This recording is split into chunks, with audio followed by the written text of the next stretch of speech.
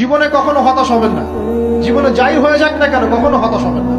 মনে রাখবেন আল্লাহ আপনার রব, আল্লাহ আপনার সাথে আছেন ইনশাআল্লাহ। এই সমাজ আপনাকে যেভাবে শেখায়, কিভাবে শেখায়, এই যে স্কুল, কলেজ, ইউনিভার্সিটি, চাকরি, বিয়ে, সন্তান প্রতিপালন, আর তারপর ইন্না লিল্লাহি ওয়া ইন্না ইলাইহি রাজিউন, এই তো শেখায় নাকি?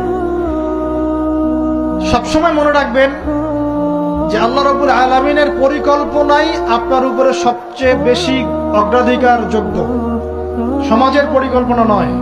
পরিবার আপনাকে চাপ দিচ্ছে, চাকরি পাস না, পড়াশোনা করিস না, হ্যাঁ পড়াশোনায় কেন তুই 80 নাম্বার পাইলি না, কেন চান্স পেলি না, কবে চাকরি পাবি, কবে আমাদেরকে দেখবি, খাওয়াবি, পড়াবি, এই যে চাপগুলো চারপাশ থেকে আসে কিনা, এতে করে অনেক যুবক দেখা যায় মাদকাসক্ত হয়, অনেকে দেখা যায় আত্মহত্যা করছে ইদানিং, করছে কিনা ভাই?